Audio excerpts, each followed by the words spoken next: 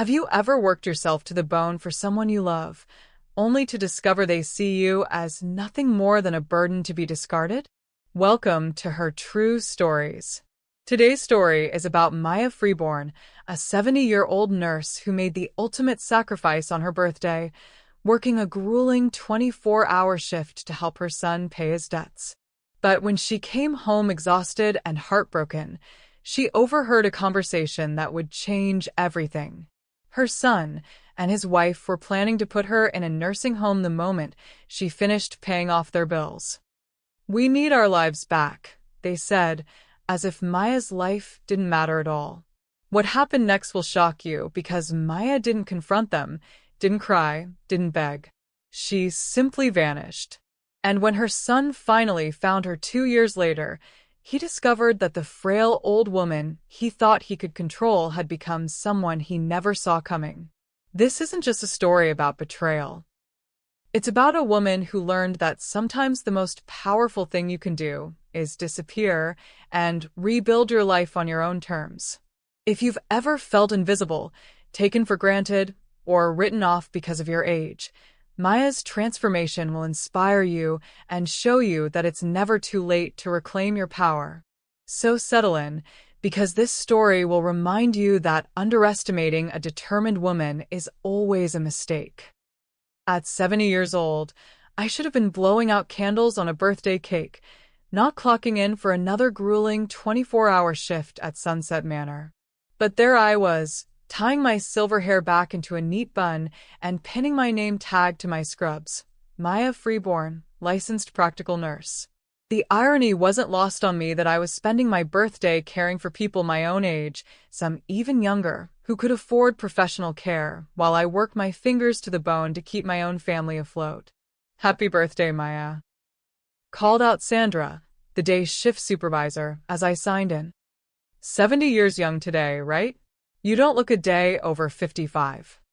I smiled and thanked her, though the compliment felt hollow.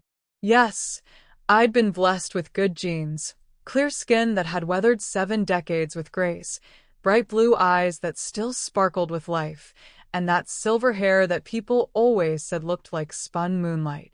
But what good was looking younger when I felt ancient inside? My phone buzzed with a text from my son Tyler. "Thanks for covering the extra shift, Mom. This really helps with the mortgage payment. Love you." 24 hours. That's what I'd agreed to work so my 45-year-old son could make his house payment on time. Again. I'd been doing this dance for 3 years now, ever since Tyler's construction business started struggling. First, it was just a small loan here and there. Then it became regular help with utilities, groceries, car payments. Now I was working double shifts at 70 years old, my arthritic hands aching as I lifted patients and my back screaming every time I bent over to change bedsheets. But he was my son, my only child, the little boy I'd raised alone after his father died in a workplace accident when Tyler was just 8 years old. I'd sacrificed everything for him, my own education, my dreams of traveling, my chance at love again. How could I say no now when he needed me? Mrs. Patterson in room 12 was having one of her difficult nights, convinced that her long-dead husband was coming to take her dancing. I spent an hour sitting with her, holding her papery hand and listening to stories about their courtship in the 1950s. There was something both beautiful and heartbreaking about the way love persisted even when memory failed. "You're such a good listener, dear," she said, her cloudy eyes focusing on me with sudden clarity. "Do you have someone special?" I thought about it. Did I? My son barely called unless he needed money. My daughter-in-law Cassandra had never warmed to me, treating me more like an inconvenient obligation than family. I had work colleagues, but no real friends. When had my world become so small? "I have my son," I said finally. Mrs. Patterson squeezed my hand. "That's nice, dear. But what about someone for you? Someone who sees you, really sees you?" The question haunted me through the night shift. As I helped Mr. Wilson to the bathroom at 3 a.m. and administer medications at 6 a.m., I kept wondering when I'd stopped being Maya and started being just Tyler's mother, or the woman who helps out. The morning finally came, and Sandra returned to relieve me. My feet were swollen, my lower back was on fire, and I had that bone-deep exhaustion that only comes from being on your feet for 24 straight hours. But Tyler's mortgage would be paid, and that's what mattered. Or so I told myself. I drove home to the small apartment I rented on the outskirts of town, a far cry from the beautiful house I'd sold 5 years ago to help Tyler with his business startup costs. The place was clean but sparse, furnished with pieces I'd picked up at thrift stores and yard sales. At 70, I was living like a college student. As I pulled into the parking lot, I saw Tyler's truck in my assigned space. My heart lifted slightly. Maybe he'd come to thank me in person, or better yet, to spend some time with his mother on her birthday.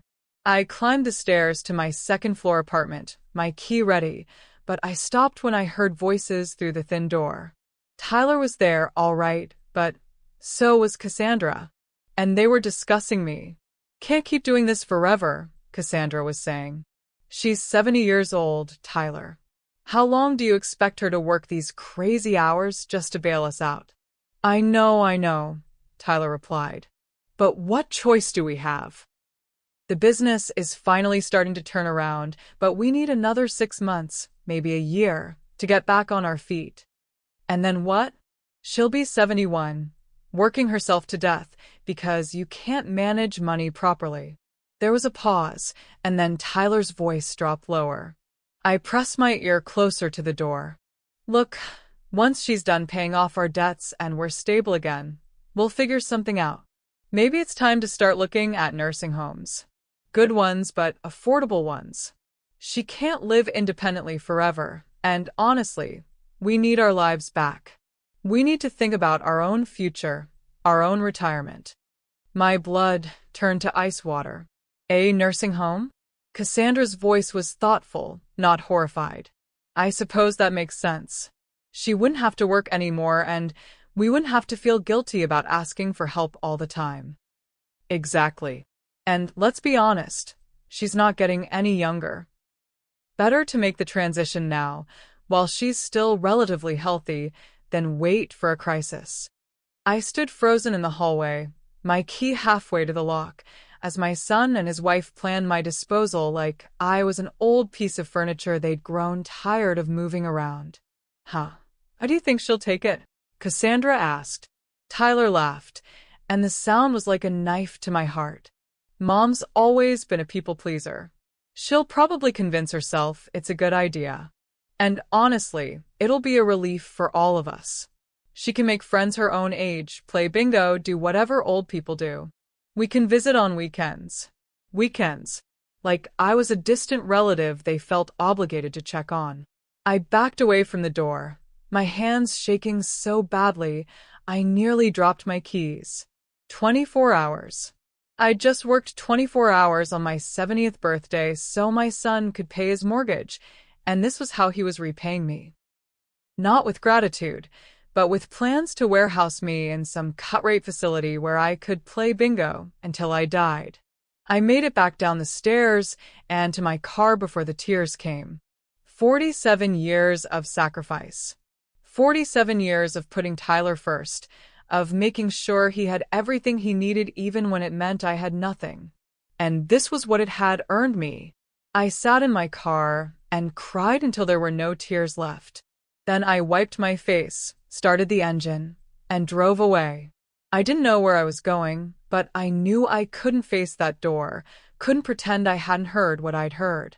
As I drove through the town where I'd spent most of my adult life, I realized something that should have terrified me, but instead felt oddly liberating. My son didn't really know me at all. He saw Maya the caregiver, Maya the problem solver, Maya the woman who said yes to everything. He had no idea about the investments I'd quietly made over the years, the life insurance policy I'd never mentioned, or the small inheritance I'd received from my aunt and never told him about. Tyler thought he was planning my future, but maybe it was time I started planning his. Have you ever felt invisible in your own family? Used up and cast aside when you're no longer convenient? Maya's story is just beginning, and trust me, what happens next will shock you. If you've ever been told you're too old to start over, let me tell you, that's a lie. Your story isn't over, and you still have chapters left to write. Our best-selling book, Reclaiming Your Peace After Pain, is filled with simple, powerful steps to help you heal, rebuild, and fall in love with life again. Click the link in the description box and start your new beginning today. Don't forget to subscribe and hit that notification bell. Maya's revenge is about to unfold in ways that will leave you speechless. Sometimes the quietest people have the loudest surprises. I drove aimlessly for 2 hours, my mind replaying every word I'd heard through that door. The late afternoon sun was setting as I finally pulled into a parking spot at Riverside Park, a place I used to bring Tyler when he was small. The irony wasn't lost on me. Here I was, back where I'd spent countless hours pushing him on swings and bandaging scraped knees, while he planned to push me out of his life entirely. My phone had been buzzing with texts from Tyler. "Mom, where are you? Your car isn't here. Getting worried. Call me back. Seriously, Mom, where did you go?" The concern in his messages might have touched me yesterday. Today, they just felt like guilt management. He was worried I'd overheard something, or worse, that I'd collapsed somewhere and created an inconvenience for him. I turned off my phone and sat on a bench overlooking the river, watching ducks paddle around in lazy circles. An elderly man was feeding them bread from a paper bag, completely absorbed in their simple pleasure. When had I last felt that kind of peace? The truth was, Tyler's betrayal shouldn't have surprised me. The signs had been there for years. The way he'd started treating my help as an entitlement rather than a gift, the way Cassandra rolled her eyes when I offered suggestions, the way they talked around me instead of to me during family dinners. I'd become their personal ATM and babysitter rolled into one, except I was the one doing the giving and getting nothing in return but the privilege of working myself to death for their benefit. A woman jogged past, probably in her 60s, looking strong and vibrant in her running gear. She smiled and waved, and I found myself wondering what her life looked like. Did she have children who saw her as a burden? Or had she managed to maintain her own identity, her own value beyond what she could provide for others? As darkness fell, I knew I had to go home eventually. But when I pulled into my parking space, Tyler's truck was mercifully gone. I felt like I was returning as a different person than the one who'd left. I climbed those stairs again, but this time I wasn't crying. This time I was thinking. My apartment looked different now, like I was seeing it through new eyes. The thrift store furniture, the generic artwork, the sparse decorations, it all looked like what it was, the living space of someone who'd given up on herself. But I hadn't given up on myself.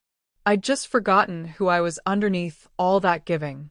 I made a cup of tea and sat at my small kitchen table with a notepad.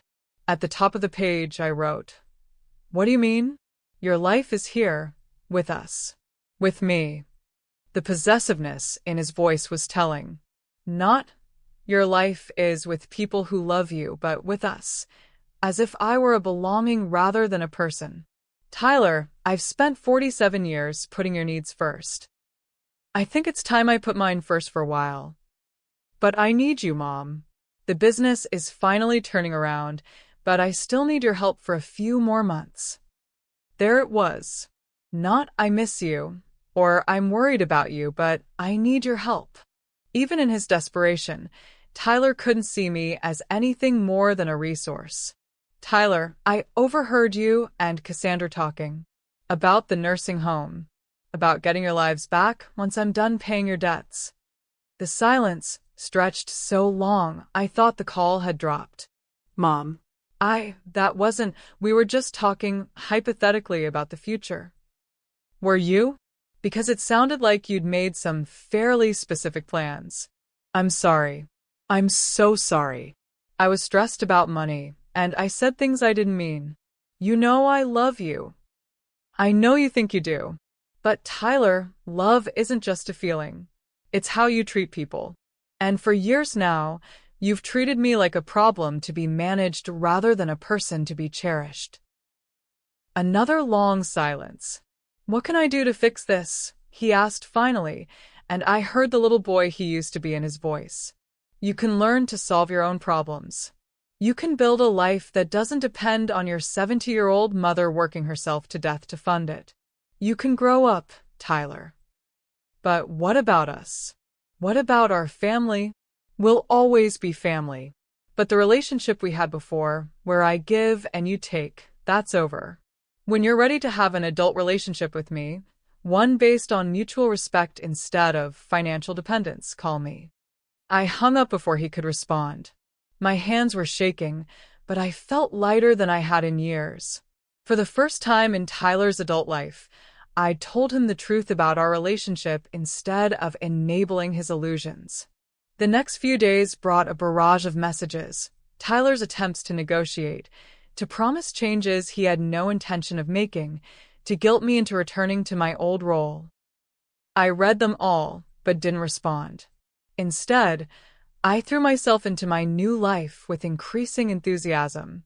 I joined Sarah's book club and discovered I had strong opinions about contemporary fiction.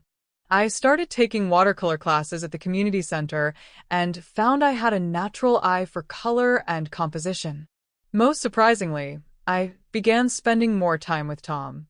What had started as friendly walks had evolved into longer conversations over coffee, shared dinners, and an easy companionship that I hadn't experienced in decades. "You're blooming," he told me one evening as we watched the sunset from the cottage's deck. "When I first met you, you looked like someone carrying the weight of the world. Now you look like someone who's learned to put it down." He was right. The constant tension I'd carried in my shoulders was gone. The worry lines around my eyes were softening. Even my posture was different, straighter, more confident. I was learning what it felt like to live for myself, and it was addictive. 1 month after my disappearance, I made a decision that would have seemed impossible when I was working double shifts to pay Tyler's bills. I officially retired from Sunset Manor. Sandra was sorry to lose me but understood. "You've earned this," she said when I called to give my notice. "Enjoy your retirement, Maya.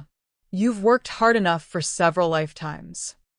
That afternoon, I sat on the dock with a glass of wine, watching the light play on the water, and marveled at how much my life had changed in just 30 days. I was no longer Maya the caregiver, Maya the problem solver, Maya the woman who said yes to everything. I was simply Maya, a woman with her own interests, her own friends, her own choices. A woman who was learning, at 70, what it meant to be truly alive. Tyler thought I'd disappeared, but the truth was simpler and more profound. I'd finally appeared. After decades of defining myself through my service to others, I was discovering who Maya Freeborn really was when she wasn't busy being indispensable to everyone else. And I liked her very much. Maya's transformation is just beginning, and Tyler's about to learn what happens when you take someone for granted one too many times. Her quiet disappearance is turning into something much more powerful, a complete reinvention of her life. If you're loving Maya's journey from invisible caregiver to empowered woman, make sure you're subscribed with notifications on. The next chapters will show you exactly what happens when a son realizes he's lost more than just his financial safety net. He's lost the mother he never really knew. Comment below. Have you ever felt invisible in your own family? Maya's story proves it's never too late to reclaim your power. The cottage's quiet solitude gave me space to think, and thinking led to remembering. As I sat by the fireplace that evening, cradling a cup of hot chocolate, the memories came flooding back, not the sanitized versions I usually allowed myself, but the raw, unvarnished truth of what I'd given up for Tyler. I was 25 when David died. A workplace accident at the construction site, a crane malfunction that took my husband and left me with an 8-year-old son and a mountain of debt. The life insurance barely covered David's funeral and the medical bills from his 3 days in intensive care. I'd been a nurse for only 2 years then, still building my career, still learning. But suddenly I was the sole provider for a grieving child who had nightmares every night and couldn't understand why Daddy wasn't coming home. The first sacrifice was college.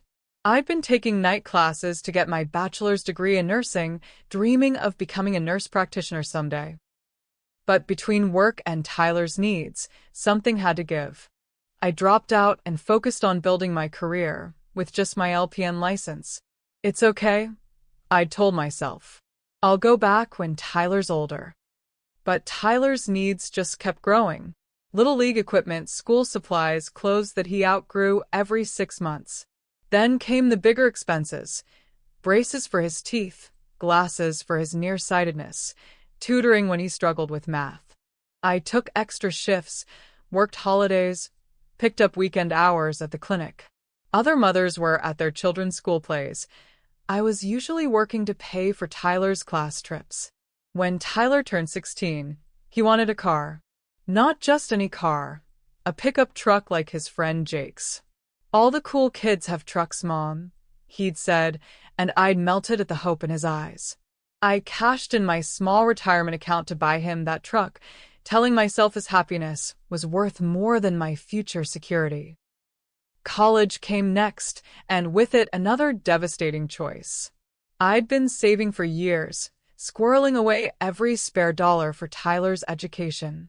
But when he got accepted to state, the savings fell short. Without hesitation, I took out a second mortgage on our house, the house David and I had bought as newlyweds. "Don't worry about the money, Mom," Tyler had said, giving me a quick hug before leaving for orientation. "I'll make it up to you someday." Someday never came. Tyler changed majors 3 times, turning his 4-year degree into a 6-year odyssey. Each extra semester meant more tuition, more room and board, more books and fees.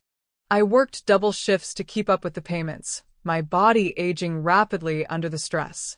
When he finally graduated with a degree in business, I was so proud I cried at the ceremony. My son, the first person in our family to get a college education. All those sacrifices had been worth it, or so I thought. Tyler moved back home, temporarily, while he looked for a job. Temporarily stretched into 2 years. He had standards, he explained. He wasn't going to settle for just any job. He wanted something that matched his education and potential. Meanwhile, I was covering his car insurance, his cell phone, his credit card payments from college. The second mortgage was crushing me, but Tyler needed time to find himself. When he announced he was starting his own construction company, I was terrified and proud in equal measure. He had vision, he said. He was going to build something bigger than just a job, a legacy. The startup costs were substantial. Tyler needed equipment, a work truck, insurance, permits, and operating capital. He laid out his business plan with such confidence that I found myself believing in his dream too. I sold our house, the house where I'd raised him, where David and I had planned to grow old together, and gave Tyler most of the proceeds. "It's an investment in our future," he'd assured me. "When the company takes off, you'll never have to work again." The company struggled from the beginning. Tyler was good with his hands, but terrible with money. He underbid jobs, overpaid workers, and bought equipment he couldn't afford. Every few months, there was another crisis that required my help. I moved into my small apartment and picked up extra shifts. Tyler moved in with Cassandra, whom he'd met at a networking event. She was pretty and ambitious, and she treated Tyler like he was already the successful businessman he dreamed of becoming. Their wedding was small. Tyler claimed they wanted intimate, but I knew it was because they couldn't afford anything bigger. I paid for the reception anyway, using money from Aunt Ruth's inheritance that I'd been keeping for emergencies. "Thanks, Mom," Tyler had said, dancing with his new wife. "You're the best." I watched them together and felt a complex mix of emotions. Joy for his happiness, pride in the man he'd become, and a growing unease about my own future. At 65, I was still working full-time to support my married son's business ventures. The pattern continued for 5 more years. Every time Tyler's company faced a setback, I was there with another loan, another contribution, another solution. I told myself I was helping him build something sustainable, something that would eventually make us both secure. But sitting in Aunt Ruth's cottage, looking back with clear eyes, I could see the truth I'd been avoiding. Tyler had never learned to be self-sufficient because I'd never required it. Every time he faced consequences for his poor decisions, I'd swooped in to save him. I'd created a 45-year-old man who still expected his mother to solve his problems. The worst part wasn't the money I'd given him, though that was substantial. The worst part was realizing that my love had crippled him. By always being his safety net, I'd prevented him from learning to fly on his own. And now, instead of gratitude for my decades of sacrifice, I was rewarded with plans for my disposal. Once I'd paid off his debts, I'd be shipped off to a nursing home where I could play bingo and be visited on weekends like a distant relative. I stared into the fire, watching the logs crackle and burn, and felt something shift inside me. For 47 years, I defined myself by what I could give Tyler. Now it was time to discover what I could give myself. The grieving young widow who'd sacrificed everything for her son was gone. In her place was a 70-year-old woman with resources, intelligence, and, for the first time in decades, absolutely no one to take care of but herself. It was both terrifying and exhilarating. Tomorrow, I would start building a life that belonged to me. Tonight, I would mourn the years I'd lost and begin planning how to make the remaining ones count. Tyler thought he'd been planning my future, but I was about to show him that underestimating Maya Freeborn was the biggest mistake he'd ever made. 3 days into my stay at the cottage, Tyler's desperation had reached a fever pitch. My phone, which I now checked only once a day, was flooded with increasingly frantic messages. He'd progressed from annoyance to worry to something approaching panic. "Mom, this isn't funny anymore. Where are you? I drove by Sunset Manor. They said you took vacation time. Why didn't you tell me? Cassie thinks maybe you're having some kind of breakdown. Are you okay? I've called every hospital within 50 miles. Please just text me back so I know you're alive." The concern might have touched me if I hadn't heard him planning my exile just 4 days ago. Now it felt like what it was: fear that his financial safety net had vanished without warning. I was learning things about myself in the solitude of the cottage. For instance, I was an excellent cook when I had time to plan meals instead of grabbing whatever was quick between shifts. I'd made homemade bread yesterday, filling the cottage with the kind of warm, yeasty smell I remembered from my own childhood. I was also discovering that I enjoyed silence. Real silence, not the exhausted collapse into bed after working 16-hour days. This was peaceful, restorative silence that let me hear my own thoughts for the first time in years. On the 4th morning, I walked down to the lake's edge and sat on the small dock Aunt Ruth had built decades ago. The water was still and clear, reflecting the pine trees like a mirror. A loon called somewhere across the lake, its haunting voice echoing off the hills. It was here, watching minnows dart through the shallow water, that I made my decision. I wasn't going back to my old life. Not to the apartment where I lived like a college student, not to the job where I worked myself to exhaustion, not to the role of Tyler's personal bank account. I was 70 years old, and for the first time since David died, I was going to live for myself. That afternoon, I drove into Pine Ridge, the small town nearest the lake. It was the kind of place I'd always imagined retiring to: tree-lined streets, a main drag with local shops instead of chain stores, people who moved at a human pace instead of frantically rushing from one obligation to the next. I stopped at the local diner for lunch and struck up a conversation with Helen, the waitress who'd probably been working there since the Carter administration. She was curious about the cottage. Apparently, Aunt Ruth had been something of a local legend.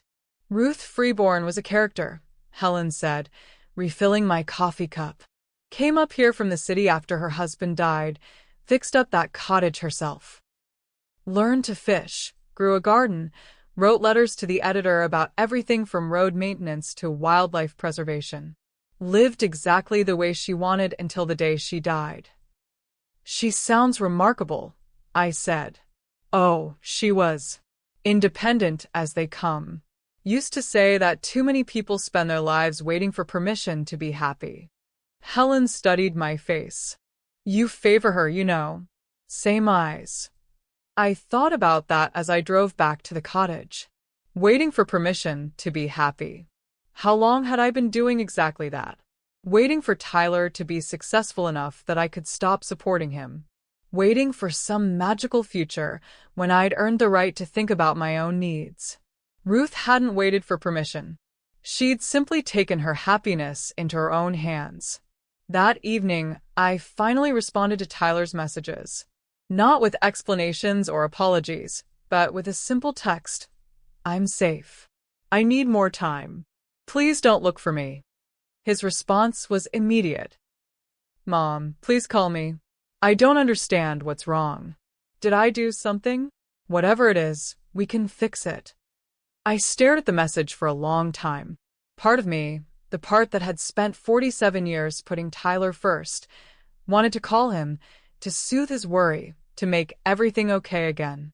But I thought about Helen's words, about Aunt Ruth living exactly the way she wanted, and I turned off the phone instead. The next morning, I drove back to town and began making changes.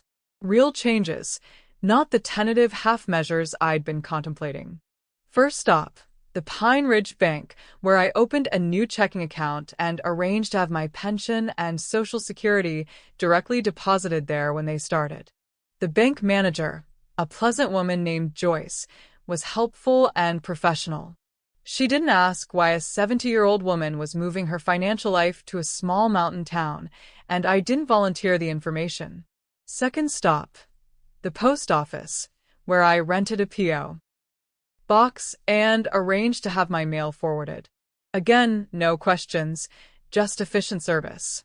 Third stop, the local utility company, where I arranged to have electricity, water, and internet connected to the cottage full-time instead of the minimal service Aunt Ruth had maintained. With each transaction, I felt lighter, more certain. This wasn't a temporary escape or a dramatic gesture. This was me choosing a life that belonged to me. By the time I returned to the cottage that afternoon, I'd been gone for 6 days. Tyler's messages had evolved from desperate to angry. Mom, this is cruel. Cassie is worried sick. I don't know what game you're playing, but it needs to stop. Fine. If you want to sulk like a child, go ahead. But don't expect me to keep begging. That last message almost made me laugh. Tyler was trying to guilt me into coming back by accusing me of childish behavior. The irony was spectacular. A 45-year-old man who still depended on his mother for financial support was calling her childish for taking a week to herself. I spent the evening making lists. Things I wanted to do with my remaining years. Places I wanted to see. Books I wanted to read. Skills I wanted to learn. The list was longer than I'd expected, full of dreams I'd deferred for so long I'd almost forgotten they existed. I wanted to travel, not the quick weekend trips I'd taken with Tyler when he was young, but real travel. I wanted to see Italy, to walk through vineyards in France, to watch the northern lights in Alaska. I wanted to learn things, photography, watercolor painting, maybe even how to play the piano. I'd always been good with my hands. Maybe I could take up woodworking or pottery. I wanted to garden. Really garden, not just the few tomato plants I'd grown in pots on my apartment balcony. I wanted to grow vegetables and herbs, maybe even keep chickens. Most of all, I wanted to wake up each morning and ask myself what Maya wanted to do today, instead of what Tyler needed for Maya today. The realization that all of these things were now possible, that I had the resources, the health, and finally the freedom to pursue them, was intoxicating. Tyler could look for me all he wanted. The woman he was looking for. The woman who said yes to everything, who sacrificed her own needs without question, who existed primarily as a solution to problems, was gone. I was still Maya Freeborn, but I was Maya Freeborn for myself now. And I was just getting started. 3 days into my stay at the cottage, Tyler's desperation had reached a fever pitch. My phone, which I now checked only once a day, was flooded with increasingly frantic messages. He'd progressed from annoyance to worry to something approaching panic. "Mom, this isn't funny anymore. Where are you? I drove by Sunset Manor. They said you took vacation time. Why didn't you tell me? Cassie thinks maybe you're having some kind of breakdown. Are you okay? I've called every hospital within 50 miles. Please just text me back so I know you're alive." The concern might have touched me if I hadn't heard him planning my exile just 4 days ago. Now it felt like what it was: fear that his financial safety net had vanished without warning. I was learning things about myself in the solitude of the cottage. For instance, I was an excellent cook when I had time to plan meals instead of grabbing whatever was quick between shifts. I'd made homemade bread yesterday, filling the cottage with a kind of warm, yeasty smell I remembered from my own childhood. I was also discovering that I enjoyed silence. Real silence, not the exhausted collapse into bed after working 16-hour days. This was peaceful, restorative silence that let me hear my own thoughts for the first time in years. On the fourth morning, I walked down to the lake's edge and sat on the small dock Aunt Ruth had built decades ago. The water was still and clear, reflecting the pine trees like a mirror.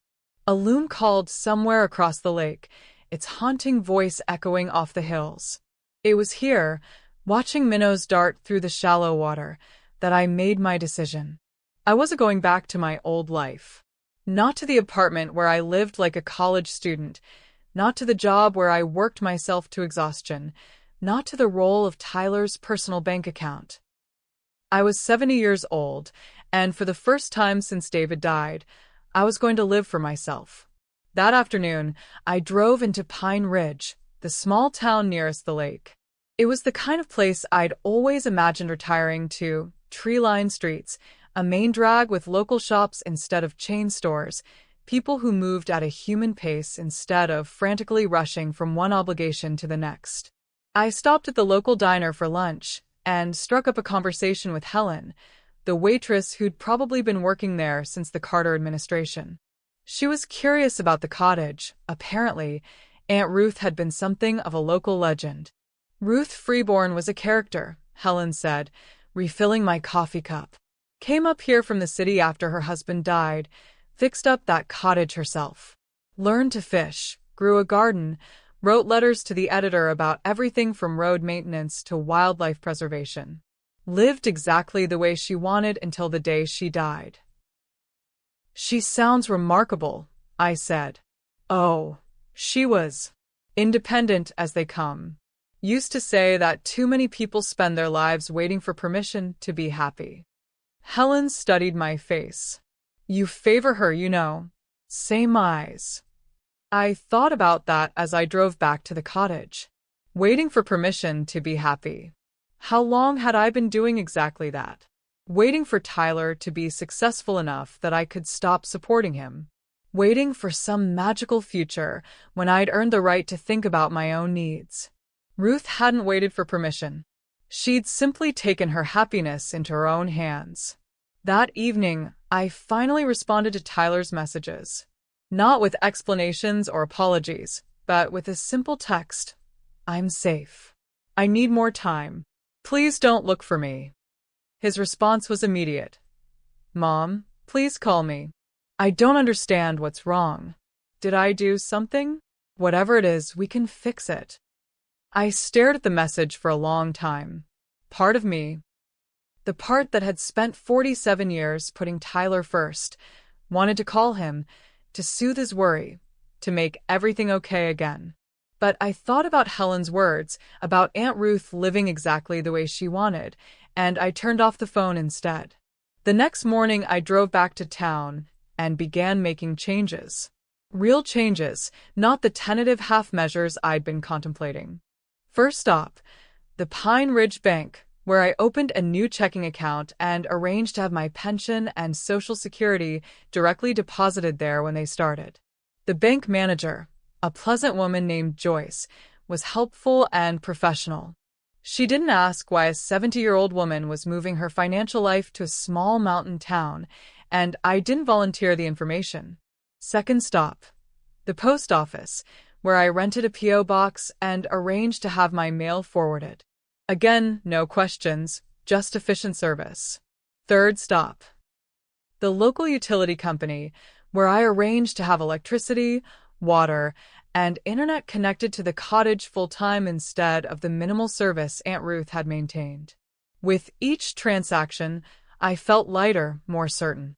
This wasn't a temporary escape or a dramatic gesture. This was me choosing a life that belonged to me. By the time I returned to the cottage that afternoon, I'd been gone for 6 days. Tyler's messages had evolved from desperate to angry. "Mom, this is cruel. Cassie is worried sick. I don't know what game you're playing, but it needs to stop. Fine. If you want to sulk like a child, go ahead. But don't expect me to keep begging." That last message almost made me laugh. Tyler was trying to guilt me into coming back by accusing me of childish behavior. The irony was spectacular.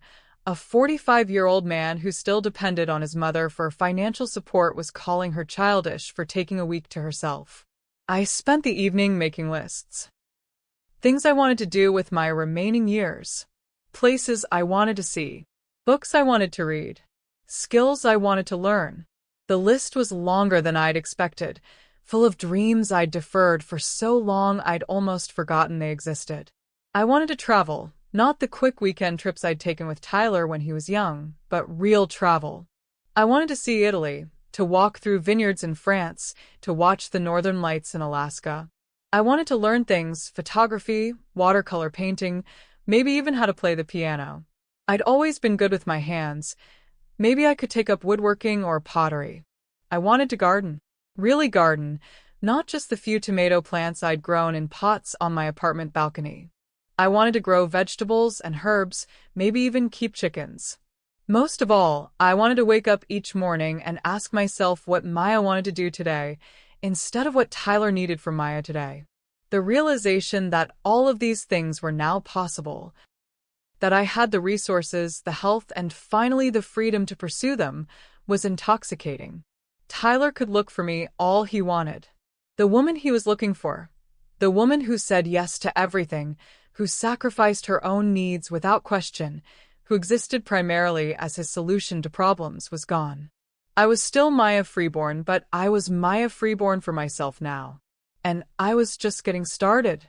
2 weeks into my stay at the cottage, Tyler's desperation had reached a fever pitch.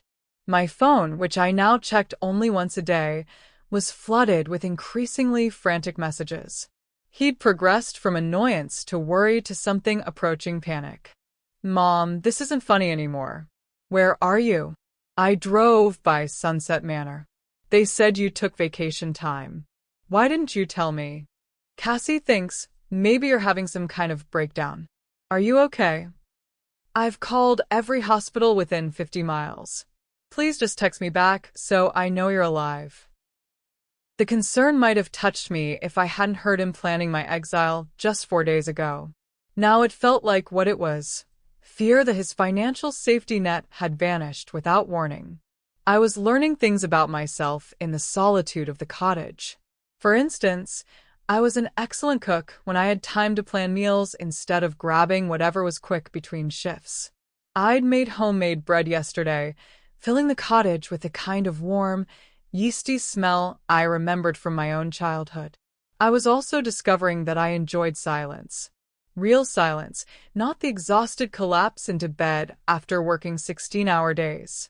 This was peaceful, restorative silence that let me hear my own thoughts for the first time in years.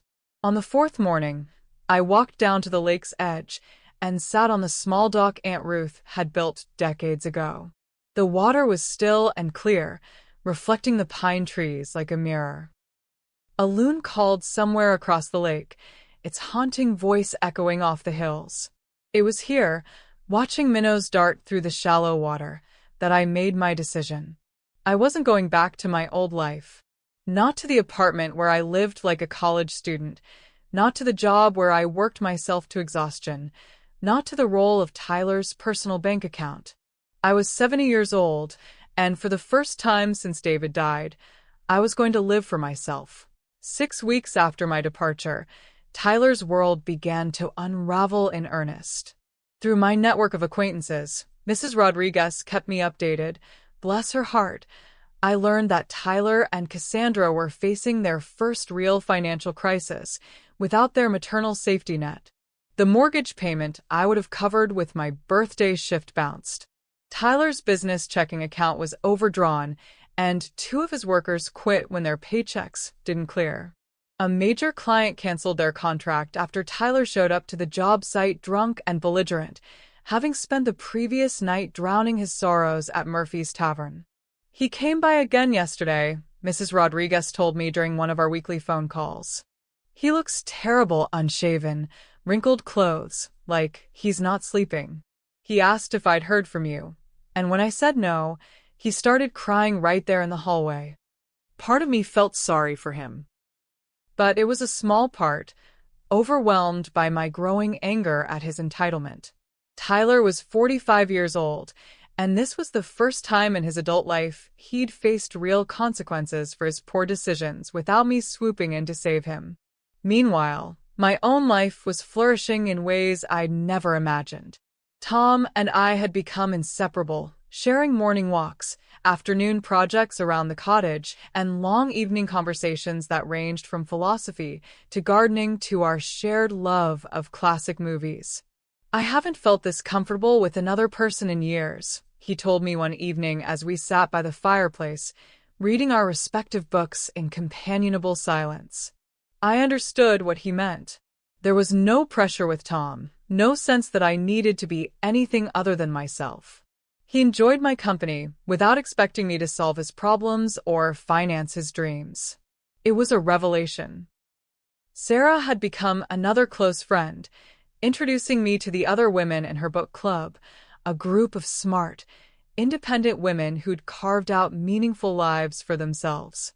Through them, I learned about hiking trails, local artisan markets, and volunteer opportunities at the animal shelter.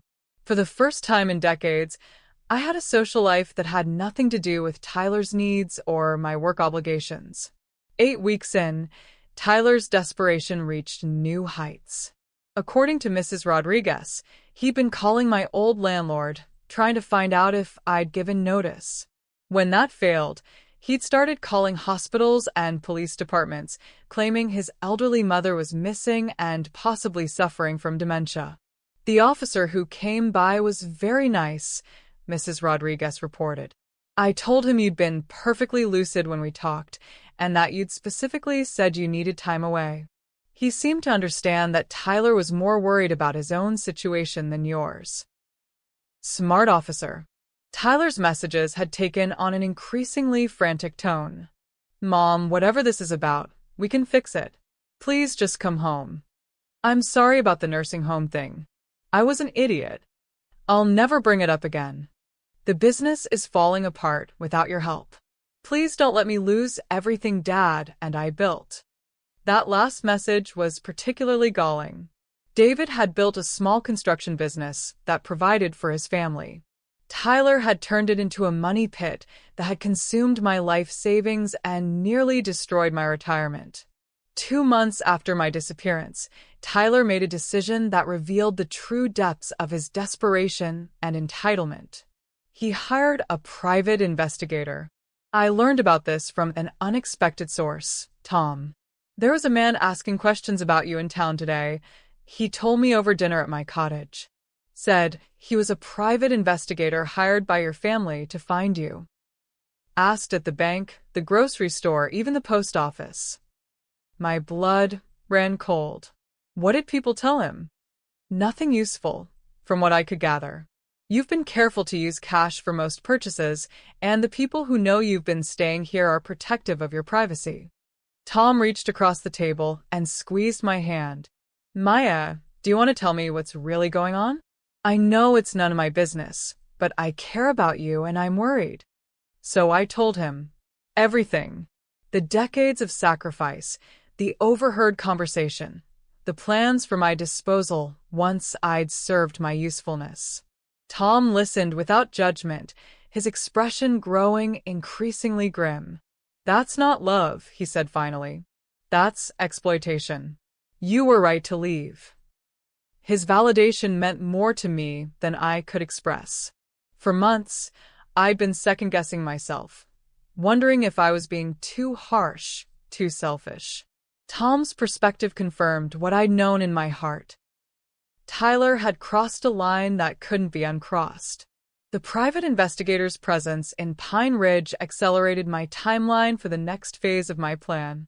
I'd been content to simply live my new life and let Tyler figure out his own problems, but his refusal to respect my boundaries changed everything. If he wanted to find me badly enough to hire professional help, then it was time for Tyler to learn that his mother wasn't the powerless old woman he thought she was. The next morning, I drove to the bank in Pine Ridge and made a very specific request. I wanted to transfer the majority of my assets into a trust, one that would provide for my own needs while I was alive, but would distribute the remainder according to my wishes after my death. "It's an irrevocable trust," Joyce explained as we reviewed the paperwork. "Once it's established, you can't change the beneficiaries or terms, even if you change your mind later." "I understand," I said, signing each page with steady hands. "That's exactly what I want." Tyler thought he was hunting for a confused old woman who needed to be brought home for her own good. What he would eventually find was someone who'd used his betrayal as motivation to secure her own future while cutting him out of it entirely. The private investigator could search all he wanted. By the time Tyler found me, it would be too late for him to charm or guilt his way back into my good graces, or my will. I was no longer the woman who'd sacrificed everything for her ungrateful son. I was a woman with a plan, resources, and the determination to see it through. Tyler's greed had cost him more than he could possibly imagine. He just didn't know it yet. The private investigator Tyler hired was persistent, but ultimately unsuccessful. Pine Ridge was the kind of town where newcomers were noticed and longtime residents protected their own. After 2 weeks of questions and searches, he left empty-handed, telling Tyler he'd exhausted all local leads. I knew this because Tyler called me again, his voice raw with desperation. "Mom, I hired someone to find you. I had to make sure you were safe." "You hired someone to violate my privacy," I corrected. "There's a difference. I don't understand why you're doing this to me." To us. "I'm losing everything, the house, the business, my marriage. Cassie is talking about leaving if I can't get our finances straightened out." The plea in his voice might have moved me 3 months ago. Now it just highlighted his complete inability to take responsibility for his own choices. "Tyler, your financial problems existed long before I left. I was just masking them by constantly bailing you out. But you're my mother. You're supposed to help your family. I did help you. For 47 years, I put your needs before mine. I worked myself to exhaustion to fund your dreams. I sacrificed my own retirement security to keep you afloat. And what did I get for it? Plans to warehouse me in a nursing home once I'd outlived my usefulness. That was never the plan. Tyler, I heard what I heard. And more importantly, I learned something about myself. I don't have to accept being treated that way. Not by anyone. Not even my son." After that conversation, I decided it was time to take more active steps to secure my future and send Tyler a clear message about consequences. My first stop was my lawyer's office in Pine Ridge. Margaret Walsh was a sharp woman in her 60s who specialized in estate planning and elder law. She'd been recommended by Sarah, and I liked her immediately. "I want to revise my will completely," I told her during our first meeting. "My son has shown that he can't be trusted with financial responsibility, and I want to ensure my assets go to people and causes that will use them wisely." Margaret nodded professionally.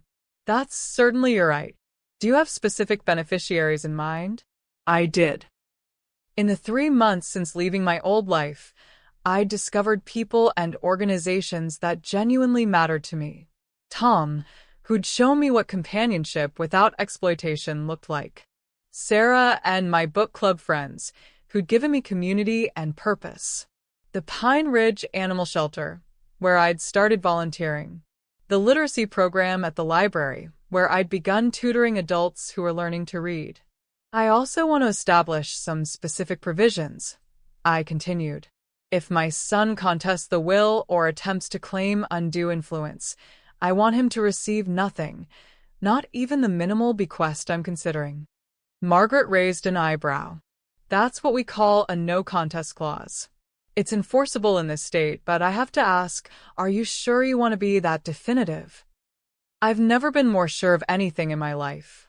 Over the following weeks, I also made some strategic financial moves designed to protect my assets and send Tyler a message. I liquidated the savings account he knew about, the one I'd mentioned during our years of financial discussions, and donated the entire amount to charity. Specifically, I donated it to the National Association of Adult Children of Aging Parents, with a note requesting that the funds be used for educational programs about elder financial abuse. The donation was substantial enough to warrant a thank you letter, which I had sent to my old address. I knew Tyler would see it when he continued checking my mail, and I wanted him to understand that his mother wasn't just hiding. She was actively choosing to give her money to organizations that protected people like her from people like him. I also closed the joint bank account Tyler and I had maintained for emergencies, the one he'd used to access my funds without actually asking for them. The bank statements showing the closure and zero balance would speak for themselves. But my masterstroke was more subtle and infinitely more devastating.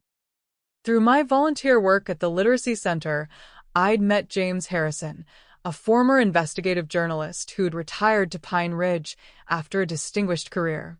James had maintained connections throughout the media world, and he was fascinated by stories of elder abuse and financial exploitation.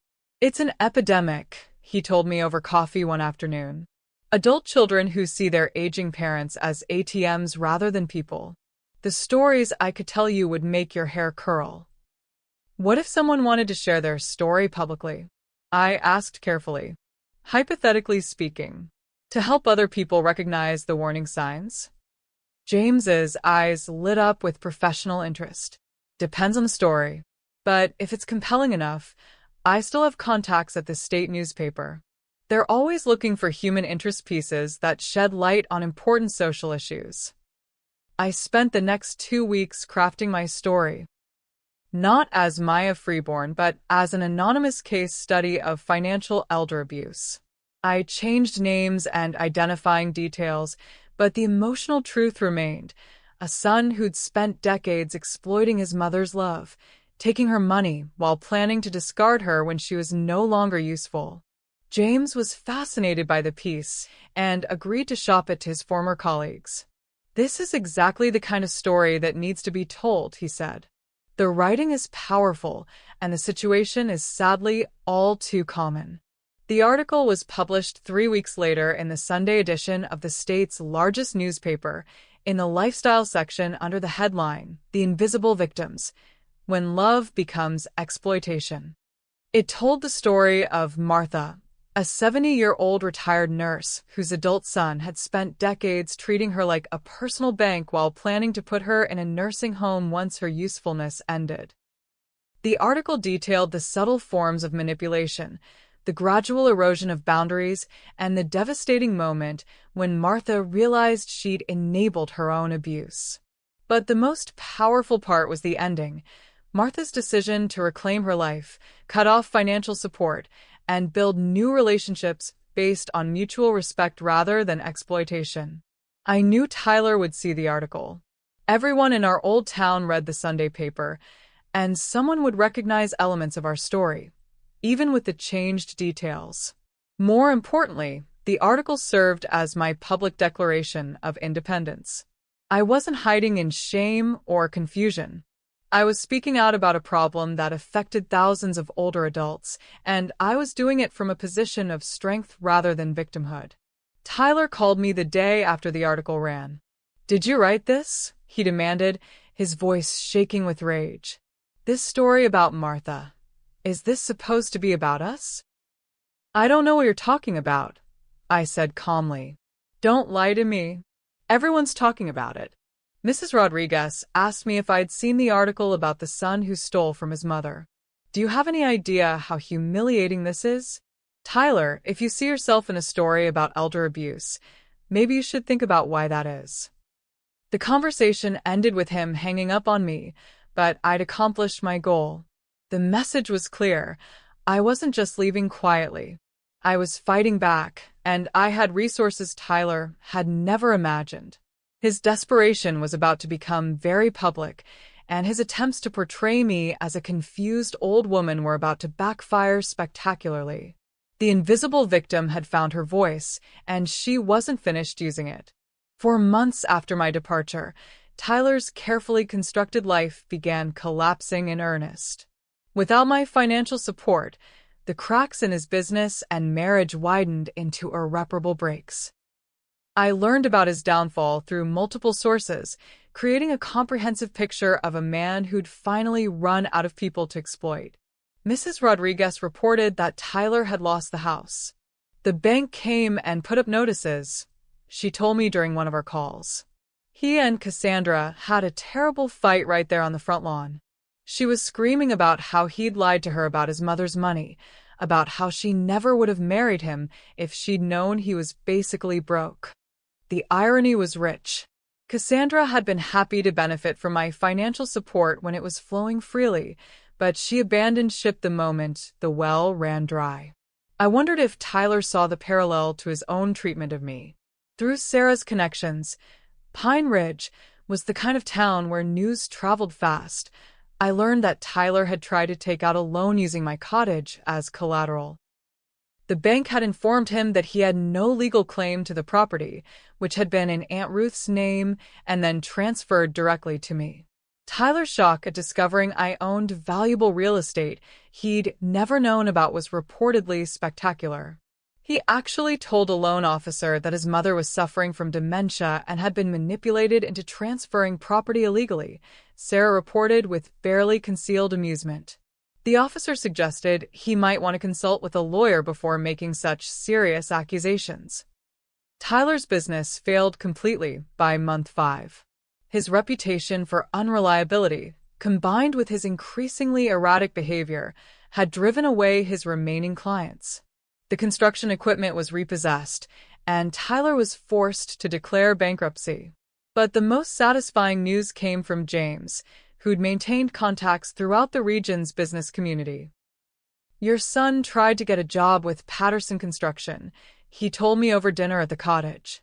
Apparently, he presented himself as an experienced contractor whose business had failed due to family circumstances. Tom Patterson did some checking and discovered the bankruptcy, the failed loans, and the reputation for poor work quality.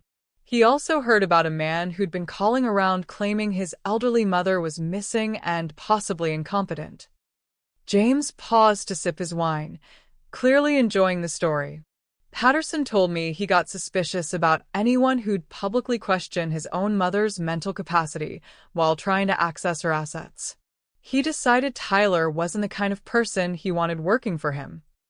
The pattern repeated itself with every construction company in the region. Tyler's attempts to portray me as a confused old woman had backfired spectacularly, marking him as someone who couldn't be trusted. Meanwhile, my own life had reached levels of contentment I'd never imagined possible. Tom and I had grown even closer, spending most of our time together, without the need for formal definitions of our relationship.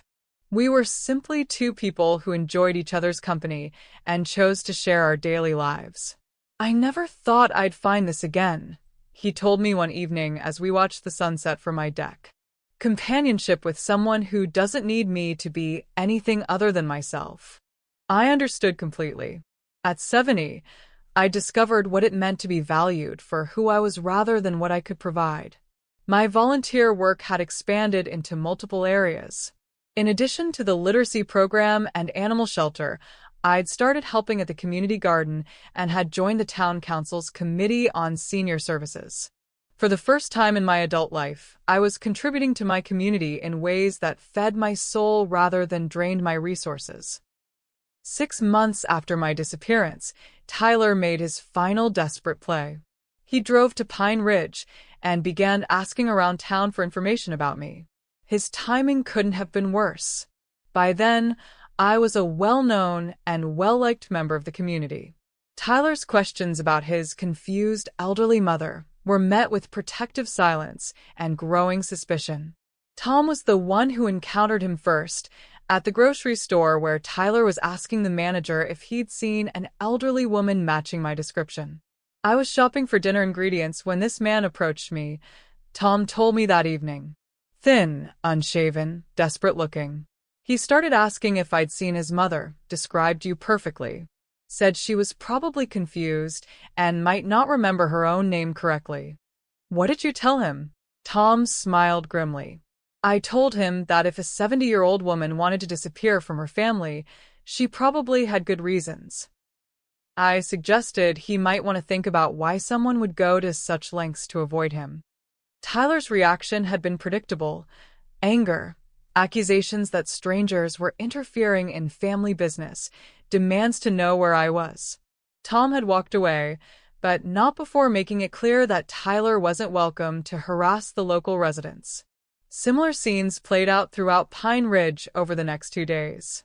Tyler approached everyone from the bank manager to the postal clerk, growing increasingly agitated when no one would help him. His behavior became so disruptive that the local police asked him to leave town. That evening, my phone rang. Tyler's number appeared on the screen, and after 6 months of silence, I decided to answer. "I found you," he said without preamble, his voice thick with exhaustion and rage. That evening, my phone rang. Tyler's number appeared on the screen, and after 6 months of silence, I decided to answer. "I found you," he said without preamble, his voice thick with exhaustion and rage. Did you? Because from what I hear, you found a town full of people who think you're a dangerous man looking to harm an elderly woman. They don't understand.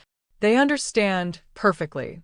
They see a middle-aged man who's so desperate to access his mother's money that he's willing to lie about her mental capacity and harass strangers for information.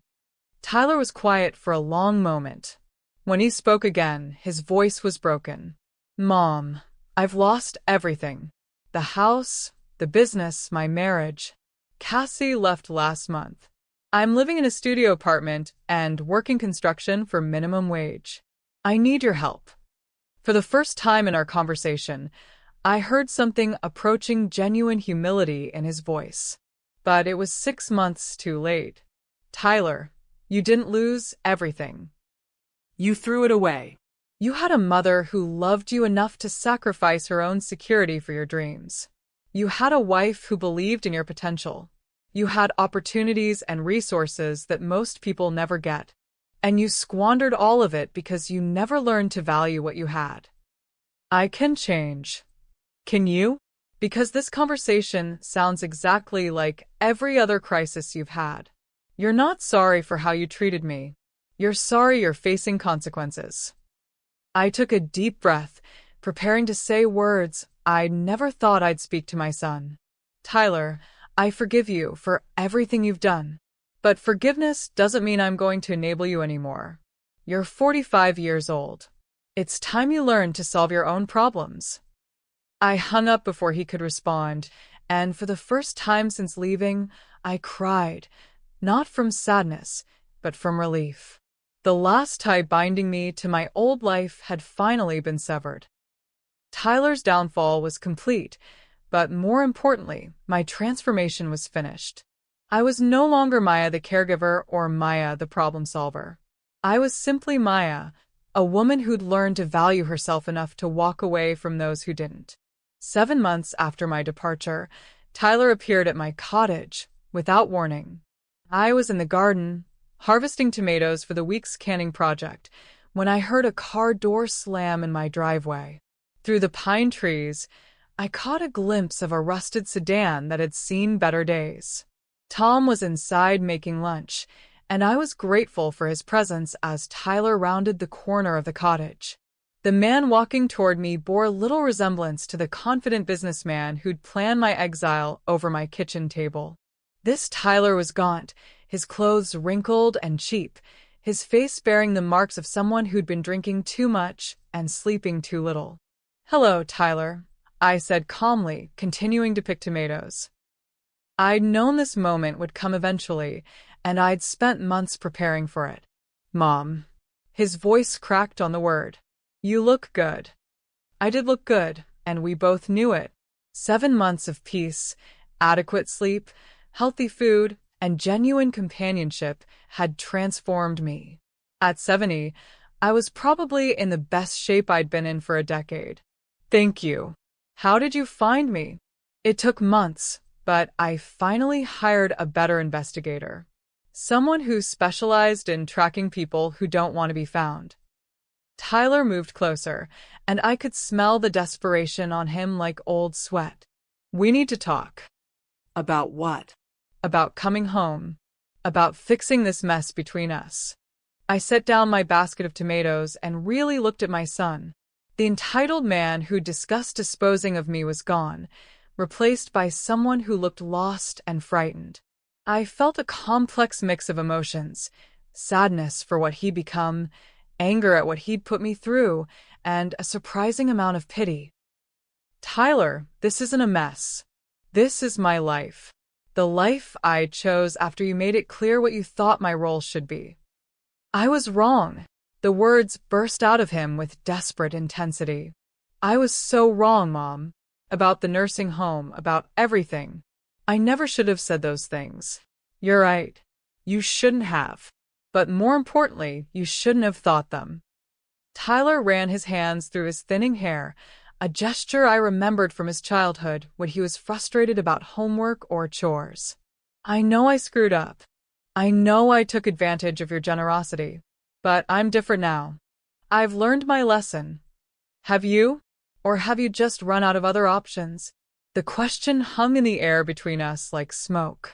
Tyler's face flushed with anger, the same anger he'd shown as a child when confronted with consequences for his actions. "That's not fair. You're my mother. You can't just abandon your family because you're mad about something I said." And there it was, the entitlement that had poisoned our relationship for decades. Even now, facing the complete collapse of his life, Tyler still couldn't see me as anything more than a resource he was entitled to access.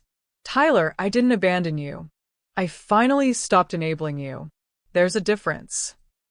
Tom appeared on the cottage's front porch, drawn by the sound of raised voices. He didn't say anything, but his presence was a reminder that I was no longer alone, no longer without support or protection. Tyler noticed him immediately. "Who's that?" "A friend." "A friend." Tyler's voice rose with incredulous anger. "You disappear for 7 months, and now you have a boyfriend? What about Dad's memory? What about family loyalty?" I felt my own anger rising, not the hot, impulsive anger of my youth, but the cold, controlled fury of someone who'd been pushed too far. "Don't you dare talk to me about loyalty. Don't you dare invoke your father's memory to justify your selfishness. David would be ashamed of what you became." Tyler stepped backward as if I'd slapped him. "That's a terrible thing to say." "It's a true thing to say. Your father worked himself to death building something meaningful, something that would provide for his family. You turned his legacy into a money pit that nearly destroyed my retirement. You treated me like a personal bank account while planning to warehouse me in a facility once I'd served my purpose. And now you're angry because I chose to live for myself instead of dying for you. I never asked you to die for me. Didn't you? You asked me to work 24-hour shifts at 70 years old. You asked me to exhaust my savings and risk my future to cover your mistakes. You asked me to sacrifice my health, my dreams, and my dignity so you could avoid the consequences of your poor choices. What did you think the end result would be? Tyler was crying now, tears of frustration and self-pity streaming down his face. I need you, Mom. I can't do this alone. You're not alone because you need to be.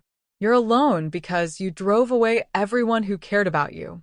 Cassandra, your friends, your business partners, they all left when they realized you couldn't be trusted. And you want to know the saddest part? I picked up my basket of tomatoes and walked toward the cottage, pausing beside him. The saddest part is that if you'd shown me even a fraction of the respect you showed strangers, I would have helped you forever.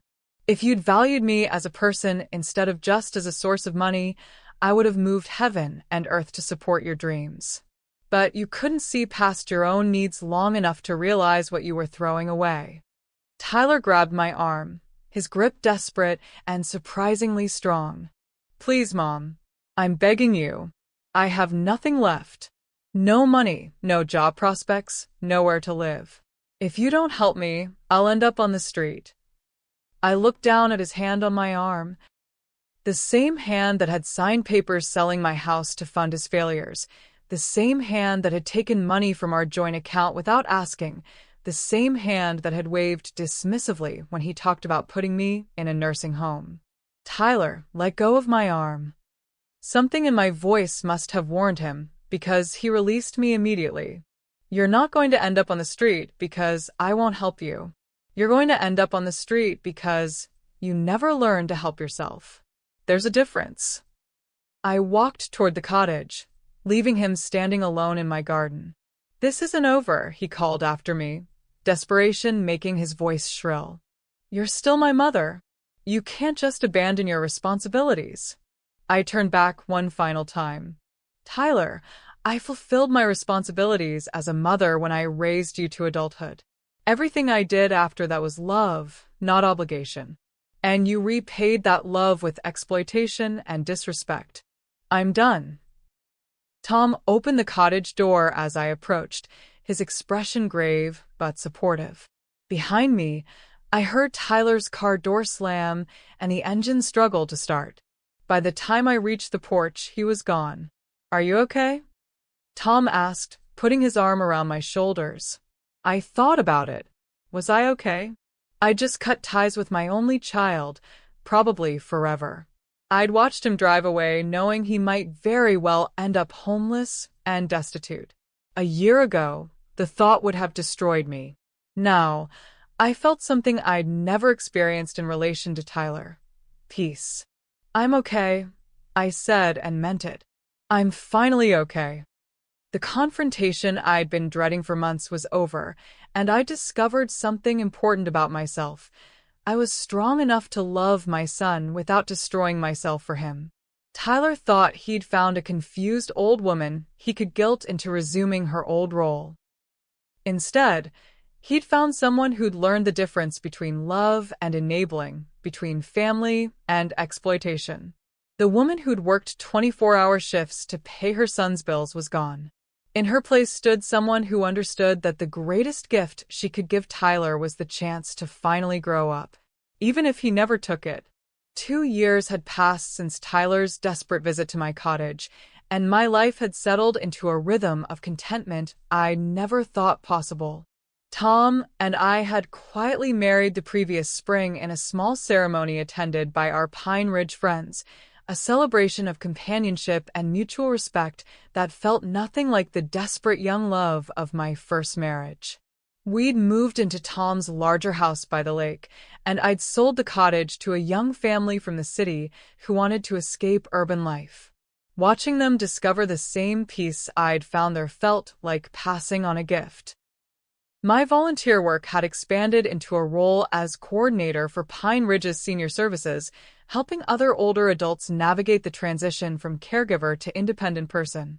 The irony wasn't lost on me that I'd found my true calling in my 70s, after decades of thinking my only value lay in what I could sacrifice for others. Tyler had tried to contact me sporadically over the 2 years, birthday cards, occasional emails, Christmas gifts I returned unopened. Each attempt felt less like genuine remorse and more like testing whether my resolve had weakened. It hadn't. Through mutual acquaintances, I'd learned that he'd managed to avoid homelessness by moving in with a woman he'd met. Tyler doesn't know about Maya. The list was longer than I'd expected. Savings account with $47,000 from careful budgeting and my aunt's inheritance. Life insurance policy worth $200,000.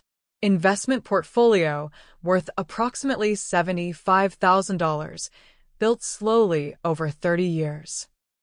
Paid-off cottage on Lake Morrison, inherited from Aunt Ruth, never mentioned to Tyler.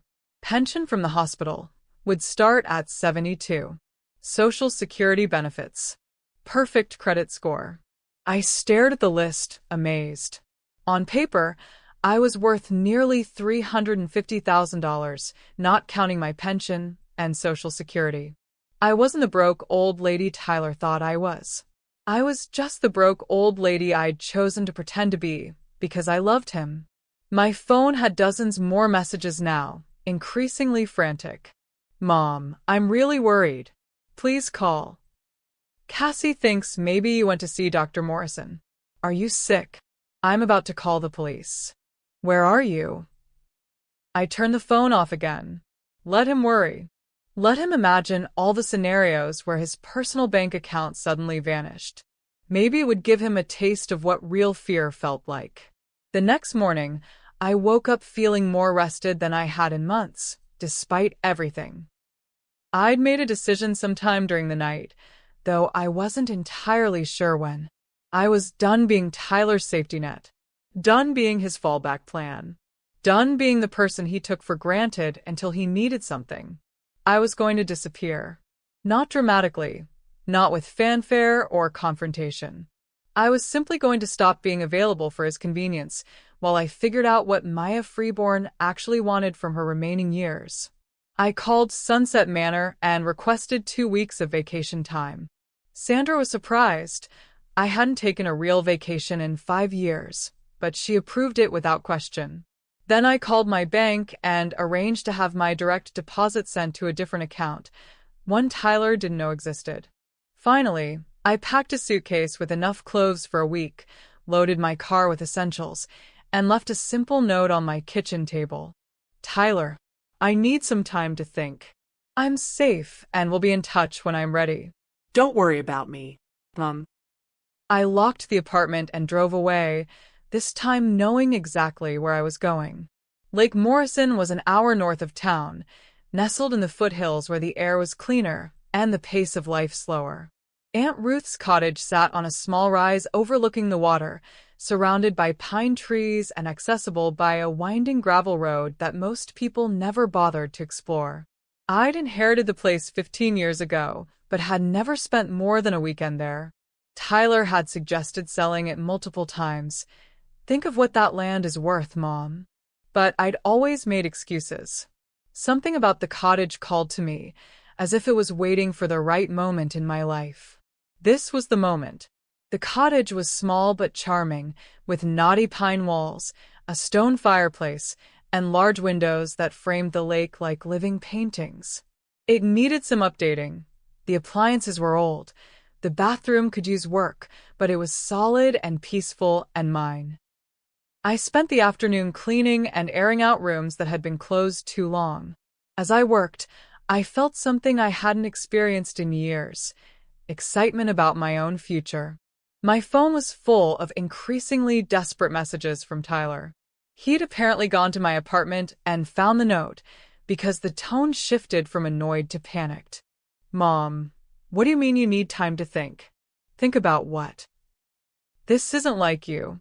Please come home. I'm sorry if I said something wrong. We can talk about it. Mom, please.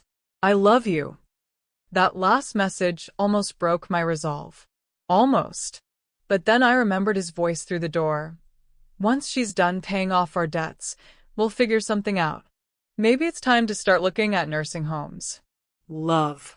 He said he loved me, but his version of love looked a lot like use.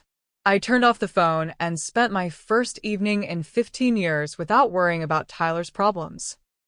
Instead, I sat on the cottage's small deck, watched the sunset paint the lake in shades of gold and pink, and began planning the next chapter of my life. The woman who'd driven up that gravel road wasn't the same woman who'd left town that morning. She was someone who remembered what it felt like to have choices. And there you have it, Maya's incredible journey from invisible caregiver to empowered woman who finally learned to put herself first. Her son thought he was planning her disposal, but instead he gave her the greatest gift imaginable, the motivation to reclaim her own life. Maya's story proves that it's never too late to walk away from people who take you for granted, even if they're your own family. Sometimes the most loving thing you can do for someone is to stop enabling their worst behaviors and let them face the consequences of their choices. What did you think of Maya's transformation? Was her revenge justified, or did she go too far? Drop your thoughts in the comments below. I love hearing your perspectives on these complex family dynamics. And if Maya's story resonated with you, if you've ever felt invisible or taken for granted by the people you love most, please share this video with someone who needs to hear it. Your story matters. Your worth isn't measured by what you can give others, and it's never too late to start living for yourself. Don't forget to subscribe and hit that notification bell for more incredible true stories of justice, transformation, and triumph. And remember, if you're ready to start your own journey of healing and empowerment, check out our book, Reclaiming Your Peace After Pain, in the description below. It's filled with practical steps to help you rebuild your life and discover your worth, just like Maya did. Thanks for watching her true stories. Remember, your story isn't over until you say it is. Keep writing those chapters, and I'll see you in the next episode. Take care of yourselves, you deserve it.